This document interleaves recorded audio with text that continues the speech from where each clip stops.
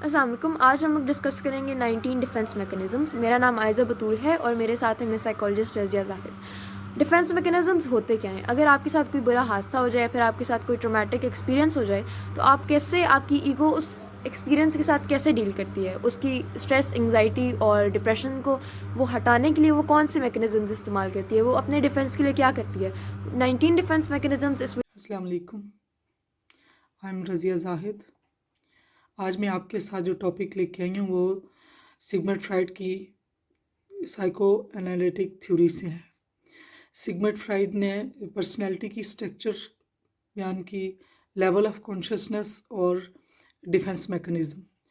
First concept जो defence mechanism का वो सिगमंड फ्राइड ने दिया। बाद में उसकी जो बेटी अना फ्राइड है उसने इस कॉन्सेप्ट को प्रपोज़ किया। तो जो सिगमंड फ्राइड की पर्सनैलिटी की जो स्ट्रक्चर है उसमें उसने इड, ईगो, सुपर ईगो। अब इड जो होती है, इड जो हमारी होती है वो बाय बर्थ होती है और वो हमारी प्लेयर प्रिंसिपल पे काम करती है। और जो ईगो होती है वो 2 ढाई से 3 साल में डेवलप होती है बच्चे में। जब इंसान का बच्चा जो है ना वो 2.5-3 साल का होता है तो उसमें जो ईगो डेवलपमेंट होती है। फिर सुपर ईगो जो है वो 7 इयर्स से अबव जो होती है वो थ्रू आउट लाइफ होती है, डेवलप होती है। अब जो ईगो और सुपर ईगो और ईड के दरमियान जो बैलेंस का काम करती है, जो इनके दरमियान मॉडरेटर का काम करती है, वो ईगो है। ईड की जो काम करता है वो प्लेयर प्रिंसिपल है, ईगो जो रियलिटी प्रिंसिपल पे काम करती है और सुपर ईगो जो है मोरालिटी पे। अब इसकी मिसाल ऐसे है कि ईड तो एक बच्चा है, जिस तरह बच्चे की ख्वाहिश होती है कि उसे जो चीज़ चाहिए तो चाहिए। अब जो कुछ चीज़ें ऐसी होती हैं जिसको सुपर ईगो मेंटेन करती है मोरालिटी पे। अब अगर वो इसकी इड की बात सुनेगा तो सुपर ईगो की जो है ना वो उसके साथ कन्फ्लिक्ट हो जाएगा। तो जो डिफेंस मैकेनिज़्म है वो जो ईगो है वो इन दोनों के दरमियान मॉडरेटर का काम करती है और इनको बैलेंस में रखती है।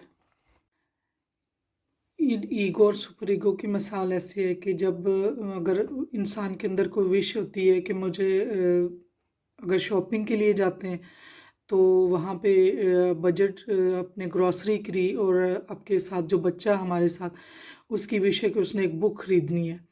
अब बजट जब बहुत छोटा है तो उसकी तो विश होती है कि मुझे अभी के अभी चाहिए।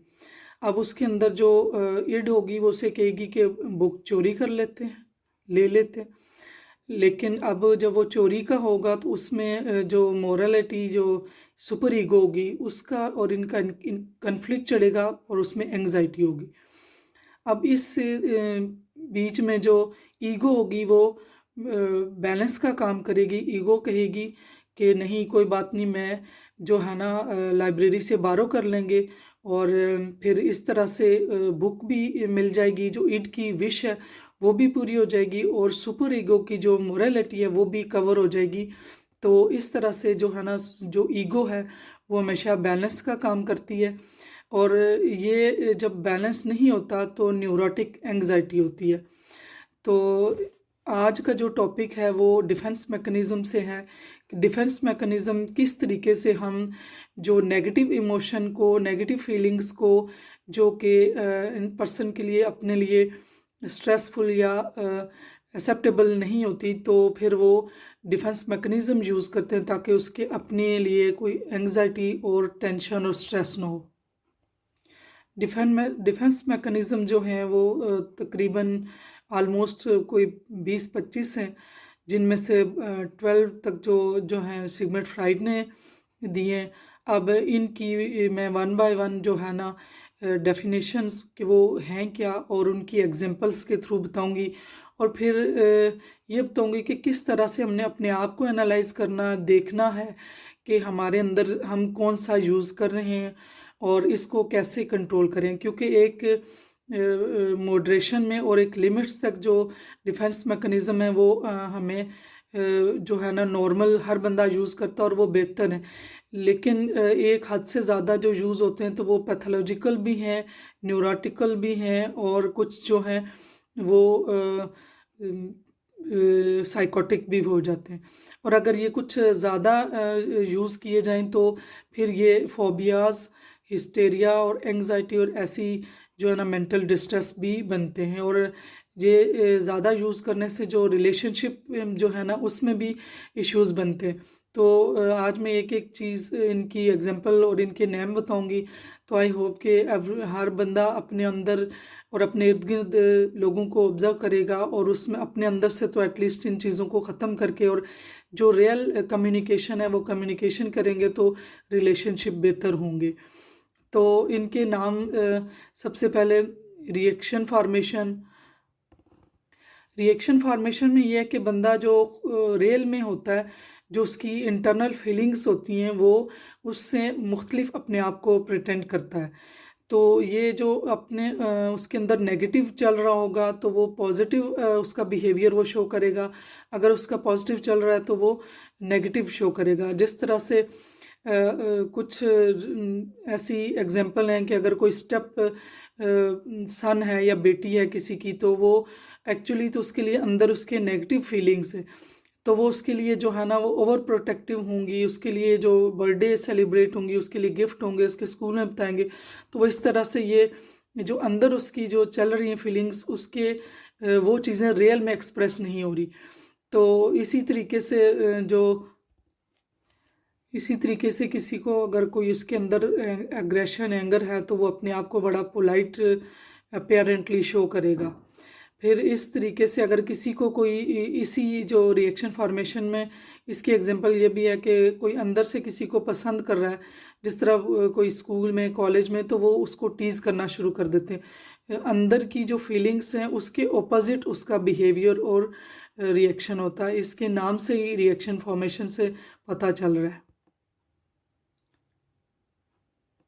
Number 2, rationalisation. रैशनलाइजेशन का मतलब ये है कि अपनी ही मिस्टेक्स जो हैं वो दूसरों के ऊपर, अपनी ही इर्रेशनल बिहेवियर का दूसरों के ऊपर जो है ना रैशनलाइज करना, जिस तरह जस्टिफाई करना अपनी मिस्टेक्स को, अपनी फेलियर को दूसरों के सामने जस्टिफाई करना। फॉर एग्ज़ाम्पल जिस तरह से एक ये भी एक ग्रेप्स जो हैं वो सो रहे हैं, अंगूर खट्टे हैं। अब इसकी मिसाल ऐसे ले लें कि बंदा जो कोई काम नहीं कर सकता तो उसके आगे से रीज़न्स पेश करता रहता है। इसमें स्टूडेंट जिस तरह से फेल होते हैं या अच्छा स्टडी में नहीं होते तो वो फिर ये कहते हैं कि जी हमारे टीचर ने ही ठीक नहीं पढ़ाया था। तो इसमें जो इंसान है वो अपने इरेशनल या अपने फेलियर या अपने गलत बिहेवियर को जस्टिफाई करने के लिए रीज़न्स और लॉजिक ढूंढते रहते हैं। Number 3, regression. रिग्रेशन का मतलब है कि बंदा इस दिन जो ये वाला डिफेंस मैकेनिज़्म यूज़ करते हैं तो इसमें इंसान जो है ना पीछे चला जाता है और उस टाइम में चला जाता है जब वो अपने आप को सेफ और सिक्योर और खुश फील करता है। इसकी मिसाल ऐसी है कि जब शादी के बाद लड़की को कोई इश्यूज़ या कोई प्रॉब्लम आते हैं उसकी लाइफ में, तो वो उस स्ट्रेस और इस इश्यू को और टेंशन और एंजाइटी वाली सिचुएशन को फेस नहीं कर पाती, तो वो दोबारा से वो इस तरह से बिहेव करने लगती है जिस तरह से वो बचपन में उसको अपने पेरेंट्स के साथ सिक्योर फील होता था। तो सम टाइम वो जिस तरह से अंगूठा चूसना शुरू कर देना, जैसे रोना शुरू कर देना, बच्चों जैसी हरकतें शुरू कर देना, तो वो ये एक डिफेंस मैकेनिज़्म है जिसके ईगो जो है ना उसकी हर्ट फीलिंग्स को और नेगेटिव फीलिंग्स को उसको रिग्रेशन में ले जाते हैं, और ताकि वो जो पेन और स्ट्रेस उसको मेंटली होना है वो उससे वो बच जाती है। इसमें एक मिसाल ये भी आती है जब किसी बच्चों को कोई स्ट्रेस और ऐसी चीज़ें होती हैं जिससे उनका माइंड वो नहीं डील कर सकता, तो वो बच्चे दोबारा से वो हालांकि बड़े हो चुके होते हैं और वो बेड वेटिंग मतलब करना शुरू कर देते हैं। तो ये भी एक डिफेंस मैकेनिज़्म है। Number 4, deny. डिनाई का मतलब यह है कि एक रियलिटी को एक्सेप्ट नहीं करना और एक्सटर्नल इवेंट को ब्लॉक कर देना। इसमें ये भी हम सब लोग यूज़ कर रहे होते हैं मोस्टली। जो हमारे अनफेवरेबल सिचुएशन आती है तो फ़ौरन से हम कहते हैं ये मेरे साथ तो नहीं हो सकता, ये ऐसा नहीं हो सकता। इसमें एक मिसाल जो ज़्यादा वो है कि जब किसी की डेथ होती है तो हम सबसे पहले यही कहते हैं कि नहीं ऐसा नहीं हो सकता। उसमें भी ये होता है कि जब जो अगर वो एक्सेप्ट करेंगे तो उनको बहुत ज़्यादा हर्ट होगा और बहुत ज़्यादा उनके लिए जो पेनफुल होगा। तो इस पेनफुल सिचुएशन से बचने के लिए वो डिनाई स्टेज में अक्सर जो कोई इंसिडेंट्स होते हैं तो लोग काफ़ी अरसे तक डिनाइल स्टेट में रहते हैं, फिर वो बाद में शॉक में जाते हैं। तो वो जो डिनाइल स्टेट में रहते हैं तो वो इतने अरसे तक अपने आप को प्रोटेक्ट किए रखते हैं कि वो रियल सिचुएशन फेस नहीं करते। तो दूसरा ऐसे भी है जब बंदे से कोई गलती भी होती है तो वो एक्सेप्ट नहीं करते और वो फ़ौरन से उनका दिमाग जो है ना डिनाई कर देता कि उनसे तो ये चीज़ हुई नहीं है, उन्होंने की नहीं है, क्योंकि वो उनका जो माइंड है वो ईगो है उनको डिनाई स्टेट में ले जाती है। इसमें ये भी है कि जब किसी को कोई बीमारी, ये मिसाल भी है कि जब किसी को कोई ऐसी बीमारी डायग्नोज होती है तो वो डिनाई स्टेज में होते हैं। जैसे शुगर डायग्नोज हो गया तो वो उसको डिनाई करेंगे, मुझे कुछ नहीं, वो चॉकलेट खाएंगे, घर आते ही ऐसी चीज़ें करेंगे, वो डिनाई स्टेट में होंगे। फिर इसी तरह किसी को एब्डोमिनल पेन है या कोई ऐसी उसको तकलीफ़ हो रही होती है, पेट में दर्द है, तो वो डिनाई स्टेज में होते हैं कि नहीं अभी 2-3 दिन वो इसी तरीके से अपने आप को रखेंगे, नहीं मुझे कुछ नहीं है, फिर उसके बाद जो है ना वो हेल्प के लिए जाएंगे। तो ये डिनाई जो है ये हर बंदा काफ़ी हद तक यूज़ करता है। Number 5, displacement. डिस्प्लेसमेंट जिस तरह से इसके नाम से ही वाज़िया होता है, ये वाला जो डिफेंस मैकेनिज़्म है ये भी मोस्टली यूज़ होता है। और इसको जो यूज़ करते हैं स्पेशली ये फैमिली रिलेशनशिप में अगर देखें तो अगर हस्बैंड है तो उसको किसी ने ऑफिस में किसी बॉस ने जो है ना वो स्क्रॉल किया या किसी चीज़ पे डांटा, तो वहाँ जो ये हायर थ्रेटनिंग से जो डिस्प्लेसमेंट होती है वो लोअर थ्रेटनिंग साइड पे होती है। इसमें जो है ना बॉस ने डांटा तो अब जो हस्बैंड को तो ये चीज़ पता है कि यहाँ पे अगर मैंने वापस अपना एंगर या एक्सप्रेशन किया जो उसको इमोशन फील हो रहा है तो वो उसकी जॉब जा सकती है। तो वो घर जाके वो अपना एग्रेशन एंगर जो है ना वो अपनी वाइफ पे एक्सप्रेस करेगा। अब वाइफ जो है वो अपना एक्सप्रेस जो है ना वो अपने बच्चों के ऊपर निकालती है एग्रेशन। तो ये डिस्प्लेसमेंट है कि एक जगह का जो एंगर या एग्रेशन या चीज़ है वो दूसरी साइड पे डिस्प्लेस होती है। तो इसको भी अगर समझ लिया जाए तो बंदा इसको भी जो रियल बंदे को फील होता है उसको वहीं पे ख़त्म करे। इसमें एक एग्ज़ाम की है कि बच्चा जब कभी एग्ज़ाम में अच्छा परफॉर्म नहीं करता तो उसमें वो फिर ये कहेगा कि मैंने अच्छा परफॉर्म नहीं किया तो मैं आज घर नहीं जाऊंगा। तो ये भी एक एग्जांपल इसकी है। Number 6, sublimation. सब्लिमेशन ये है कि डायरेक्ट नेगेटिव इम्पल्स इनटू ए पॉजिटिव सोशली एक्सेप्टेबल वे में। इसमें जो है बंदा अपने नेगेटिव इमोशंस को, ये एक ऐसा पॉजिटिव डिफेंस मैकेनिज़्म है और ये कॉन्शियस लेवल पे है, बाकी सब अनकॉन्शियस लेवल पे यूज़ हो रहे होते हैं। और ये एक ऐसा डिफेंस मैकेनिज़्म है जो कॉन्शियस लेवल पे, और ये कॉन्शियसली जो अपनी नेगेटिव थॉट्स और नेगेटिव इमोशन और बिहेवियर है उसको पॉजिटिवली चैनलाइज किया जाता है। जिस तरह से अगर किसी फादर ने, अब बच्चे ने अच्छे एग्ज़ाम में नंबर नहीं लाए तो फादर ने उसको डांटा तो वो अपने आप को कमरे में बंद कर लेगा, लेकिन वो उसको ये चीज़ रियलाइज़ होगी तो वो वहाँ पे एक अच्छी सी पेंटिंग करके लेके आएगा। तो ये एक उसने अपने जो है ना एक पॉजिटिव वे में अपनी नेगेटिव एनर्जी जो है ना चैनलाइज करके की। फिर इसमें जो सब्लिमेशन में ये भी है कि जो जिस तरह से कुछ लोग एग्रेशन और नेगेटिव इमोशंस होते हैं उनको वो लोग जो है ना अपने आप को किसी बूचर शॉप में इस तरह से वो पॉजिटिवली अपनी नेगेटिव एनर्जी को चैनलाइज कर देते हैं, वहाँ पे वो अपनी नेगेटिव इमोशन को वहाँ पे यूटिलाइज़ करते हैं।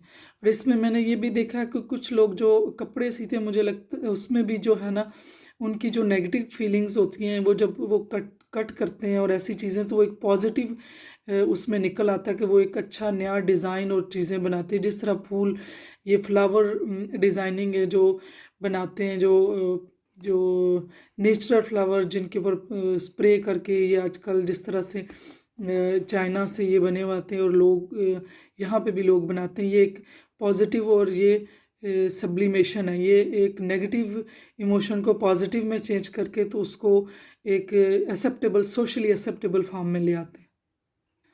और इसकी एक एग्जांपल ये भी है कि जो बहुत ज़्यादा अग्रेसिव होते हैं तो वो फिर जो है ना पंच बॉक्स पे जो है ना अपना अग्रेशन निकालते हैं, तो ये भी एक अच्छा जो है ना डिफेंस मैकेनिज़्म। फिर ये जो एग्रेसिव लोग पर्सन है तो वो जो स्पोर्ट में जाते हैं तो उनकी जो है सारा जो नेगेटिव एनर्जी है वो चैनलाइज होकर पॉजिटिव उसमें आउटपुट में जाती है। नंबर 7, रिप्रेस्ड भी एक जो नेगेटिव उसकी इमोशन इंसान की होती हैं, नेगेटिव मेमोरीज होती हैं, तो वो सब कॉन्शियस लेवल पे वो रिप्रेस्ड हो जाती हैं, वो कॉन्शियस में ना।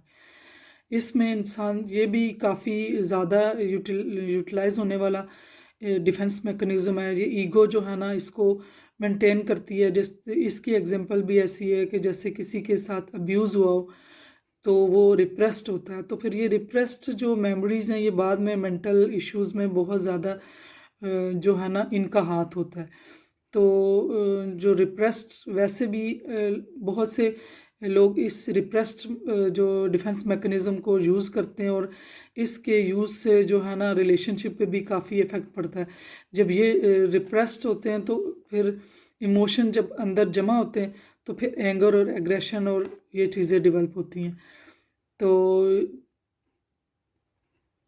इसमें अगर किसी पर्सन से पूछें तो वो यही कहेगा कि मुझे ना उस वाक़ये तक तो सब कुछ याद है लेकिन वो वाक़या नहीं मुझे याद आ रहा। तो वो अनकॉन्शियस लेवल पर वो सारा वाक़या जो उसके साथ या बचपन में हुआ या बाद में हुआ, जो ऐसा वाक़या जो कि उसके लिए बहुत ज़्यादा पेनफुल, हर्ट और नेगेटिव था, तो सबकॉन्शियस लेवल पर जो है ना माइंड उसको सप्रेस कर देता है।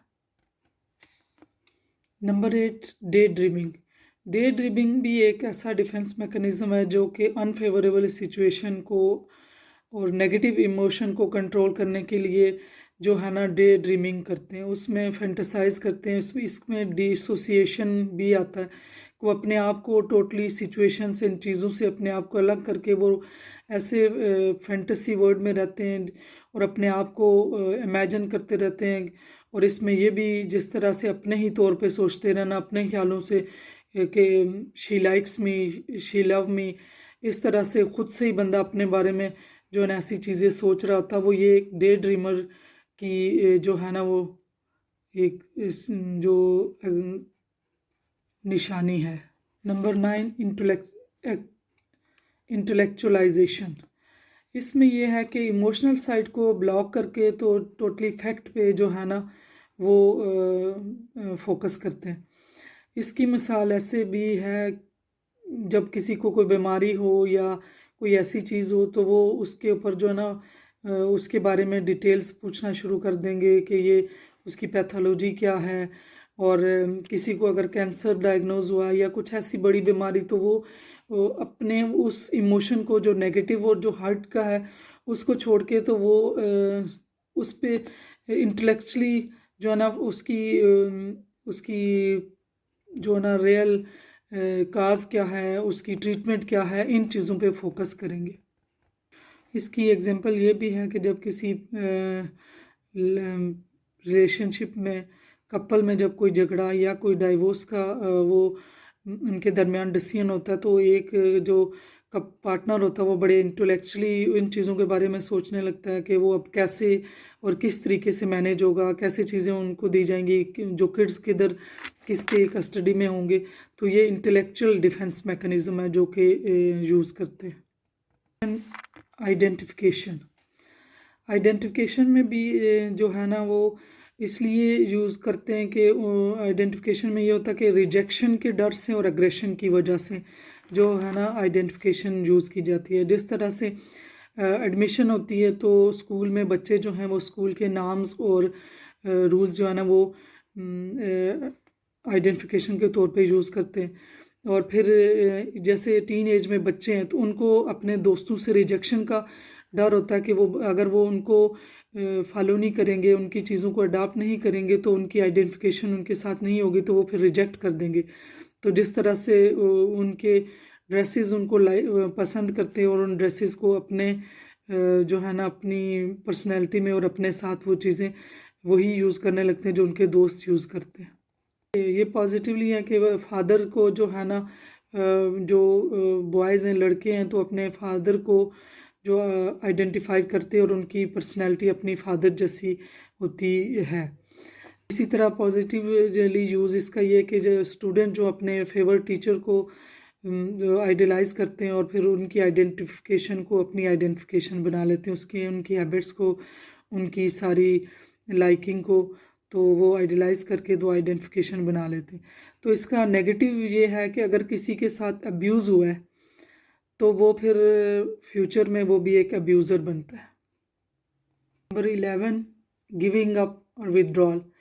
इसमें भी लोग जो डिफेंस मैकेनिज़्म यूज़ करते हैं, जब कोई सिचुएशन ऐसी आती है या उनके लिए नेगेटिव इमोशन या अनफेवरेबल सिचुएशन आती है तो वो विदड्रॉल कर जाते हैं।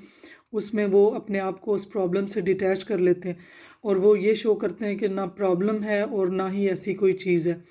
वो कहते हैं नो केयर और नो मैटर। तो ये भी एक डिफेंस मैकेनिज़्म है कि जो वॉकआउट कर जाते हैं अपने इश्यूज से और वो डिफेंस मैकेनिज़्म यूज़ कर रहे होते हैं। नंबर 12, सिंपैथेटिज़म। ये हमदर्दी लेते हैं अपने प्रॉब्लम्स पे दूसरों से। जब हम किसी प्रॉब्लम में होते हैं तो हम उसको जो है ना वो हाईलाइट करके तो दूसरों से हमदर्दी ले रहे होते हैं। जिस तरह इसकी मिसाल ऐसी है, स्टूडेंट जो अपने किसी मिसफॉर्चुनेट की स्टोरी अपने टीचर को सुनाएंगे तो वहाँ से फेवर और हमदर्दी लेंगे। इसी तरीके से अगर कोई किसी को बीमारी है, कोई इशू है, तो वो अपने जो उसका रियल में उसने एक्ट किया तो उसको भी वो उस के फेवर में, उसकी आड़ में जो है ना वो हमदर्दी लेंगे। अगर किसी को कोई मेंटल इशू ही डायग्नोज हुआ है, ट्रीटमेंट ले रहा है, तो वो उसको जो भी वो उसके साथ जो खुद से भी जो ऐसा काम करेगा तो वो ये कहेगा कि आपको तो पता है ना, मुझे थोड़ा सा इशू है, मुझे एंग्जाइटी का इशू है या मेरा ऐसा है तो मैंने एग्रेशन कर ली, तो वो फेवर और हमदर्दी ले रहे होते हैं। ये भी एक डिफेंस मैकेनिज़्म है जो हम यूज़ कर रहे होते हैं। नंबर 13, अनडूइंग और रिचुअल। ये मैकेनिज़्म है कि अपने नेगेटिव इमोशंस और नेगेटिव हैबिट्स को जो है ना उससे गेट रिड लेना। उसमें ये है कि अगर किसी को हर्ट कर दिया तो उसके बदले में फिर जो है ना वो कंपनसेट करना होता है। जब कभी इंसान अनइंटेंशनली किसी को हर्ट करता है, सपोज़ रिलेशनशिप की बात करें तो हस्बैंड ने कभी अनइंटेंशनली हर्ट कर दिया या एग्रेशन की वजह से उनको रियलाइज़ हो जाता है कि मैंने गलत किया, तो वो उसको अनड्यू करना, जिसके इसके नाम से ही लगता है। वो अक्सर जिस तरह से अपनी बेगम को खाने पे ले जाएंगे, उसके लिए कोई कपड़े ले आएंगे, बच्चों के लिए चीज़ें ले आएंगे, तो वो ये कंपनसेट कर रहे होते हैं और ये अनड्यूइंग कर रहे होते हैं जो उन्होंने किया। फिर वो बेगम की जो है ना काफ़ी तारीफ़ करेंगे, उसके ब्यूटी की और इंटेलेक्चुअल की। तो ये भी एक इस तरीके से भी जो है ना ये हम यूज़ करते हैं। Number 14, acting out. Acting out जो है ये इसको टेम्पर टेंट्रम भी कहते हैं। ये डायरेक्ट नेगेटिव इमोशन जो है ना वो एक्सप्रेस करना दूसरों पे। इसमें डायरेक्टली वो वर्बली भी बताते हैं कि मुझे आपके साथ I am angry with you, या फिर गुस्से से किताबें फेंक देना, गुस्से से दूसरे के ऊपर चीज़ें फेंक देना, ये डायरेक्ट जो है ना यूज़ हो रहा है। सब्स्टिट्यूशन, ये भी एक अनअटेनेबल गोल को अटेनेबल गोल में चेंज करना। जिस तरह इसकी एग्जांपल ऐसी है कि एक बंदा कहता है कि मैं फ़ुटबॉल टीम में मैं ठीक फिट नहीं हूँ, तो मैं स्विमिंग टीम में मैं अपने आप को जो है ना बेहतर परफॉर्म कर सकता हूँ। Number 16, projection. प्रोजेक्शन का जैसे मतलब से ही पता चल रहा है कि दूसरों पे अपनी गलतियाँ, अपनी मिस्टेक्स और अपनी फीलिंग्स जो है नेगेटिव वो दूसरों पे प्रोजेक्ट करना, दूसरों पे थोपना। इसमें बंदा खुद जो सोच रहा होता है वो दूसरों पे लगाता है। अगर हस्बैंड चीटिंग कर रहा है तो वो बीवी को कहेगा कि आप मुझे चीट कर रही हो। वो जो खुद उस नफ़रत कर रहा है तो वो दूसरे को कहेगा कि आप मुझसे नफ़रत करते हैं। तो ये जो अपनी फीलिंग्स होती हैं जो वो दूसरों पे हम प्रोजेक्ट करते हैं, ये अनएक्सेप्टेबल फीलिंग्स और थॉट्स होती हैं जो हम दूसरों के ऊपर लगा रहे होते हैं, एक्चुअल वो हमारी अपनी होती हैं। ये डिफेंस मैकेनिज़्म भी काफ़ी ज़्यादा जो ना हम लोग यूज़ कर रहे होते हैं और हमारे रिलेशनशिप में इशू बनते हैं, क्योंकि हम अपने पर तो फोकस नहीं करते। जब हम अपने आप को एनालाइज करेंगे, हम देखेंगे, तो हम फिर जो रियल चीज़ है उसको एड्रेस करेंगे, कम्युनिकेशन करेंगे, तो फिर ये प्रॉब्लम हमारे अपने लिए भी स्ट्रेस नहीं होगा और रिलेशनशिप में भी इशू नहीं होंगे। नंबर 17, अल्ट्रुइज़म। अपने आप के साथ जो नेगेटिव फीलिंग्स आ रही होती हैं, इंसान के नेगेटिव इमोशन होते हैं, वो कुछ ज़्यादा अपने जो बंदा ऐसे काम करता है जिसकी वजह से उसकी ईगो के अंदर नेगेटिव फीलिंग्स है, तो उसको कंपनसेट करने के लिए जो वो दूसरों की हेल्प करते हैं ताकि वो उनकी नेगेटिव फीलिंग्स को जो है ना वो भी चैनलाइज हो। तो इसकी एग्जांपल में आता है कि जो माफिया के बॉस होते हैं, तो वो जो बड़े जो है ना काफ़ी हेवी चेक की डोनेशन देते हैं चैरिटी में, फिर कुछ लोगों की लड़कियों की शादियां करवा देते हैं, तो वो ये एक अल्ट्रिज्म जो है ना वो एक डिफेंस मैकेनिज्म यूज़ करते हैं। Number 18, humour. ये भी जो कंफर्टेबल, नेगेटिव और एडवर्स फीलिंग्स को डील करने के लिए जो है ना वो ह्यूमर साइड पे फोकस करते हैं। जिस तरह एक बच्चे का अगर लिवर ट्रांसप्लांट हुआ है, तो बच्चा अपने स्ट्रेस को और नेगेटिव और अनकंफर्टेबल फीलिंग्स को वो ह्यूमर के साथ वो डील करेगा। वो अपने डॉक्टर को ये बताएगा कि आपने मेरे जो है ना मस्टडीज़ का साइन बना दिया। वो जो पेनफुल फीलिंग्स और इन चीज़ तकलीफ़ वाली बातों को वो एक मजाक में जो है ना वो पॉजिटिवली डील कर लेते हैं ह्यूमर्स में। अक्सर जो लोग जो होते हैं ना वो बहुत सी उनकी ऐसी चीज़ें जो है ना वो मजाक में अपने आप को उन चीज़ों में मजाक में लेके तो वो एक अच्छे अपने लिए कंफर्टेबल माहौल बना लेते हैं। इसी तरह जो ऑपरेशन में जाने से पहले वो ऑपरेशन के बारे में जोक्स बनाने लगते हैं, तो वो थोड़ी जो उनकी अपनी एंग्जाइटी और स्ट्रेस वाली फीलिंग्स हैं वो जोक और ह्यूमर में तब्दील हो जाती हैं। Number 19, passive aggression. ये पैसिव एग्रेशन जो है डायरेक्ट एग्रेशन नहीं करते। अगर उसको कोई चीज़ उसके इमोशंस गलत आ रहे हैं, नेगेटिव फीलिंग्स हैं और उसको किसी भी बंदे को अच्छा नहीं लगता, तो वो डायरेक्ट तो एक्सप्रेस नहीं कर सकता, लेकिन वो इनडायरेक्ट करेंगे। जैसे एक जॉब पे बंदा है, उसको जॉब पे जो है ना वो चीज़ें उसको ठीक नहीं लग रही है, उसके लिए वो नेगेटिव उसकी फीलिंग्स हैं, तो वो काम पे देर से आना शुरू कर देगा।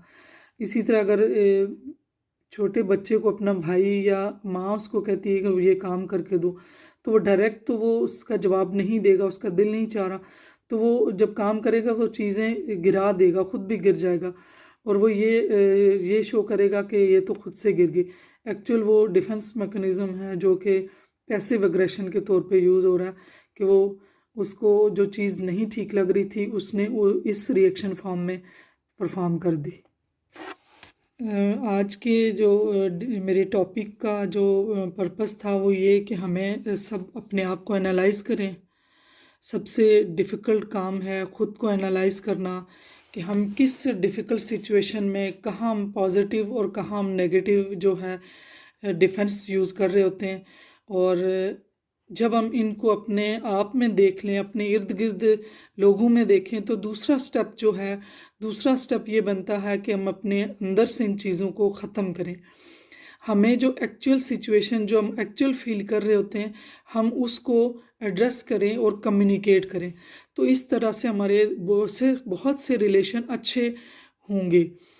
अक्सर जो रिलेशन में इश्यूज़ बनते हैं कि जो झूठ बोल दिया, इसने मेरे पे इल्ज़ाम दिया, मैं तो ऐसा नहीं सोचती, ये खुद ऐसा सोचता है, वो सारी चीज़ें, या औरत हस्बैंड पे वो प्रोजेक्ट करेगी कि ये मेरे साथ चीट कर रहे हैं, रियल में उसकी अपनी जो है ना इस तरह की थॉट्स होंगी।